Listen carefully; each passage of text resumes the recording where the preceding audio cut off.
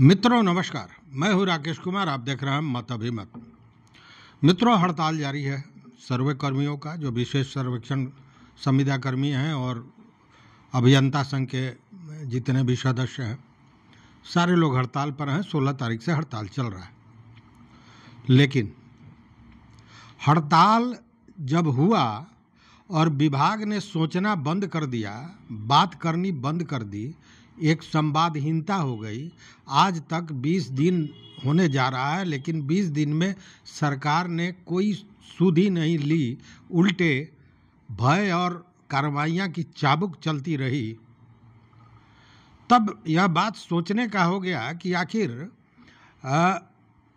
सरकार का ये रवैया क्यों है, विभाग का ये रवैया क्यों है, और यह जो संविदा कर्मी हैं वो आखिर क्यों इस तरह का डिमांड कर रहा है कि उनको परमानेंट किया जाए, उनके वेतन की वृद्धि की जाए। वो तमाम जो मांगे हैं, अब तो खैर मांग पहले 5 मांगे थी, अब तो मांग बढ़ गया है। छठा मांग हो गया है कि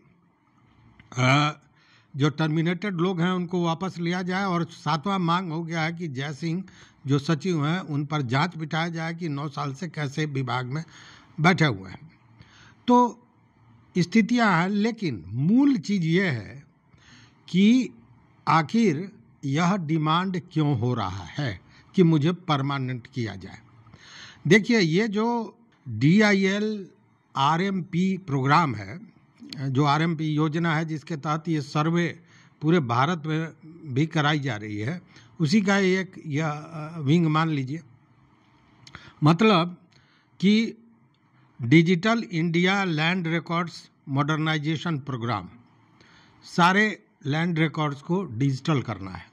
यह कई राज्यों में चल रहा है, लेकिन अन्य राज्यों के सर्वे कर्मियों की क्या स्थिति है और बिहार के सर्वे कर्मियों की क्या स्थिति है, यह जानना बड़ा महत्वपूर्ण है। जब यह आप जान लेंगे तो निश्चित रूप से आपको लगेगा कि बिहार सरकार ने या विभाग ने, आप जो भी कह लें, इन लोगों ने सर्वे कर्मियों के साथ अन्याय, घोर अन्याय किया है। क्यों?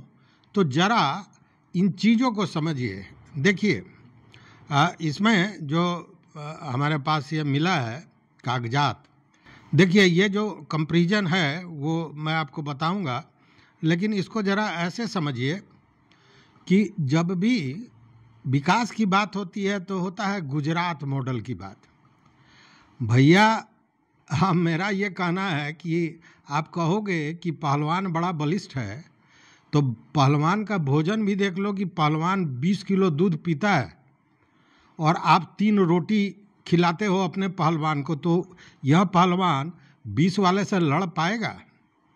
हिम्मत है इसलिए लड़ जा रहा है, हौसला है इसलिए लड़ जा रहा है, लेकिन वो जीत नहीं सकता है, क्योंकि उसके पास 20 केजी दूध की ताकत है और इसके पास मात्र 3 रोटियों की ताकत है। वह स्थिति जरा आप समझ लीजिए।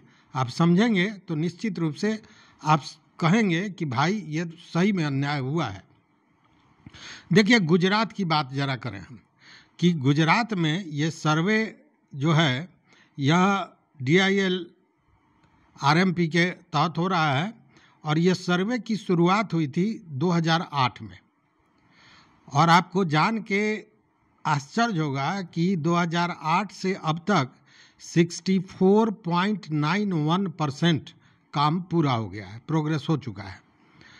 यह जो पोस्ट है, देखिए हर स्टेट में अलग अलग जो ये पद है, जो सर्वे करने वाले लोग हैं, हर स्टेट में नाम अलग अलग है। तो गुजरात में इनको कहते हैं सर्वेयर क्लास 3, और इनकी जो बहाली हुई थी, तो इनकी बहाली हुई थी कॉन्ट्रैक्ट बेसिस पर, जिस तरह ये संविदा कर्मी है। लेकिन बहाली के समय ही यह प्रोविज़न दिया गया था कि 5 साल काम बेहतर होगा, उसके बाद ये जो है ये परमानेंट हो जाएंगे, और वो सारे लोग परमानेंट हो गए हैं। यहाँ बिहार वाले क्या कह रहे हैं, यह भी यही कह रहे हैं कि भैया अब तो इतना दिन हो गया, अब हमको आप परमानेंट कर दो।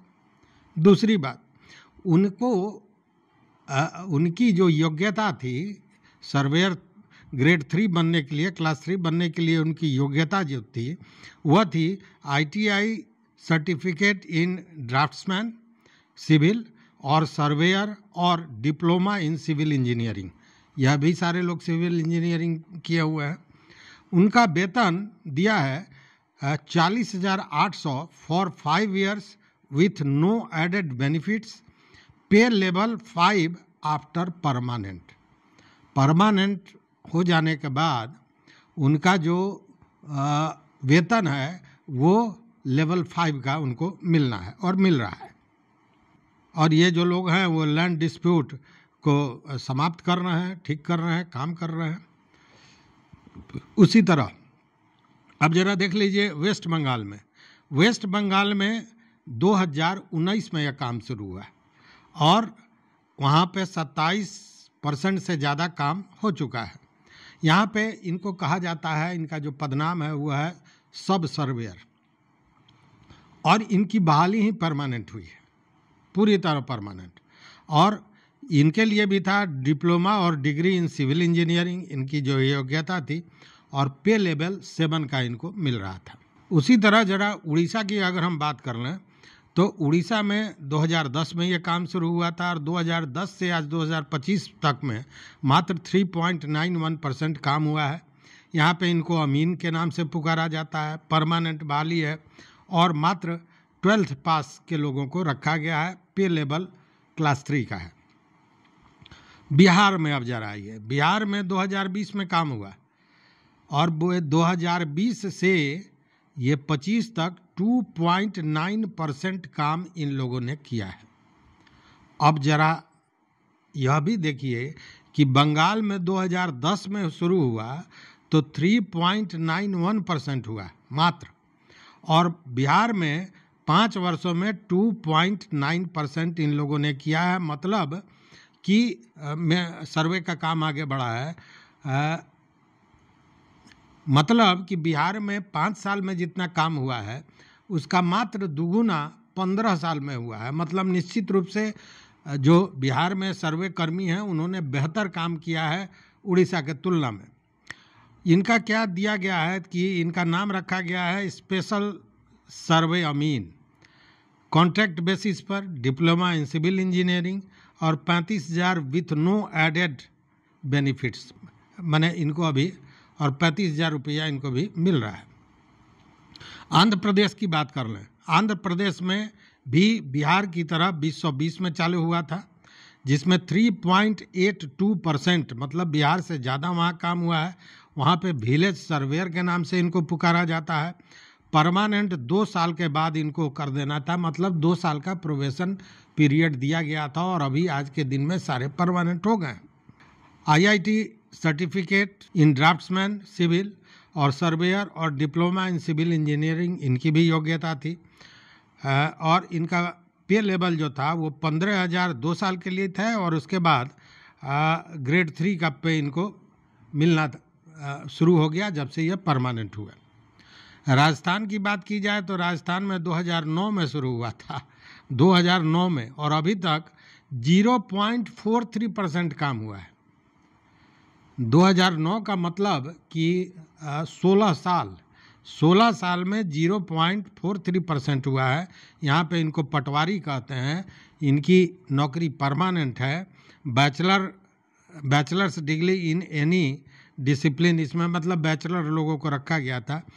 ग्रेड पे 5 इनको मिल रहा है। कर्नाटक, जो बड़े कुछ राज्य हैं उन्हीं की बातें हो रही हैं। कर्नाटक में 2018 में शुरू हुआ था सर्वे, और यहाँ पे 0.36 मात्र काम हुआ है। लैंड सर्वेयर इनका नाम है। Contract to regularization promised by government in April 2025, मतलब 2025 में अभी सरकार ने इनको कह दिया है कि आपको हम परमानेंट करेंगे। मतलब यह भी कॉन्ट्रैक्ट पर ही थे, लेकिन इनको रेगुलराइज करने की घोषणा सरकार ने कर दी है। इनका भी है डिप्लोमा इन सिविल इंजीनियरिंग, पे लेवल इनको 6 मिल रहा है। अब ये कंपैरिजन आपको बताने का मकसद और मतलब यही था कि जितने भी स्टेट का मैंने नाम लिया वो गुजरात, वेस्ट बंगाल, उड़ीसा, आंध्र प्रदेश, राजस्थान, कर्नाटक, कई जगह जैसे वेस्ट बंगाल में, उड़ीसा में और राजस्थान में, इसमें तो सीधे परमानेंट बहाली हो गई। और जहां परमानेंट बहाली नहीं थी, जहां कॉन्ट्रेक्चुअल बेसिस पर कॉन्ट्रैक्ट पर लिया गया था, वहां उसी समय कह दिया गया था कि 2 साल के बाद आपको परमानेंट कर देंगे, तो कर दिया गया। और गुजरात में 5 साल के बाद जो कॉन्ट्रैक्ट वाले थे उनको परमानेंट करना था, वो भी परमानेंट हो गए।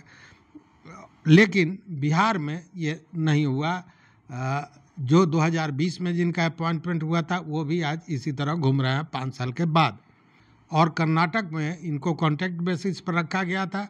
लोगों ने मांग की और सरकार ने बड़ी सहृदयता से इनको घोषणा कर दी है कि ये परमानेंट कर दिए जाएंगे। और इसी मांग को लेकर, इसीलिए यह जो बिहार के सर्वे कर्मी हैं, जो विशेष सर्वेक्षण कर्मी हैं, वो अपनी डिमांड रख रहे हैं कि हमको परमानेंट किया जाए। तो गलत क्या कर रहा है, जरा इस बात को समझिए, क्या गलत है। जब सारे स्टेट अपने इन सर्वे कर्मियों को, चूंकि ये सर्वे अब आप जरा कितना हास्यास्पद है, कितनी हंसी वाली बात है। सरकार की सोच, सरकार की नीतियां किस तरह की होती जा रही हैं, हास्यास्पद, इसका अंदाजा कीजिए। आप देखिए, सबसे पहले शुरू हुआ है 2008 में गुजरात में, और वहाँ भी 64% काम हो पाया है। 2008, आज चल रहा है 25, अभी 64%, मतलब अभी 10-12 वर्ष और चलना है, उसके बाद संभवतः यह पूरा होगा। और तब तक फिर नए वाद, नए विवाद शुरू हो गए होंगे। मतलब कि ये अनवरत चलने वाला काम है। और बिहार में विशेष सर्वेक्षण कर्मियों की बहाली कितने दिनों के लिए हो रही है, तो मात्र 11 महीने के लिए, और उसको बढ़ाते जा रहे हैं। बढ़ा के 5 साल तक आप रखे हुए हैं, लेकिन उसको उसी तरह रखे हुए हैं। लेकिन गुजरात मॉडल और गुजरात के विकास की जो बात होती है, तो उसकी सोच भी उस तरह की है। उसने कहा कि 5 साल कॉन्ट्रैक्ट पर रहना होगा, 5 साल में आप काम सीख जाएंगे, सारी व्यवस्था दुरुस्त हो जाएगी, उसके बाद परमानेंट कर दिया जाएगा, और सारे लोग परमानेंट हो गए। अब जरा आप ये समझिए कि उनको 40,000 मिलता था जब वो कॉन्ट्रैक्ट बेसिस पर 2008 में उनकी बहाली हुई थी। उस समय उनको 40,000 मिलता था, जो अब लेवल 5 का उनको पेमेंट, ग्रेड का पेमेंट मिल रहा है जब ये परमानेंट हो गए हैं तब। तो बिहार वाले को क्या मिल रहा है, तो बिहार वाले को 35,000 मिल रहा है, वो भी बढ़ा है उसके बाद 35,000। इसी में से EPF वगैरह कट रहा है, तो हाथ में 30,000 32,000 रुपया जा रहा होगा। मतलब कि पे के हिसाब में सारे लोग, सारे जितने भी राज्य की हमने बात की, वो ज़्यादा दे रहा है। सब जगह परमानेंट कर दिया गया। एक कर्नाटक में नहीं था, वहाँ भी गवर्नमेंट ने प्रॉमिस कर दिया, लेकिन बिहार में मतलब नौकर ऐसा चाहिए, मांग चांग कर खाए और दिन भर 24 घंटा काम करे, घर कभी न जाए। ये जो मजाकिया माहौल बनाया गया है, इसका लब्बो-लुआब तो यह निकलता है कि खाओ पियो कुछ नहीं, दिन भर काम करो, लोगों की गालियां सुनो, थप्पड़ खाओ। बताइए साहब, थप्पड़ मार रहा है, इससे बुरी बात कोई हो सकती है? कोई गया है काम करने, या कि अपनी प्रतिष्ठा, अपनी अस्मिता को खोने गया है, थप्पड़ मार रहा है।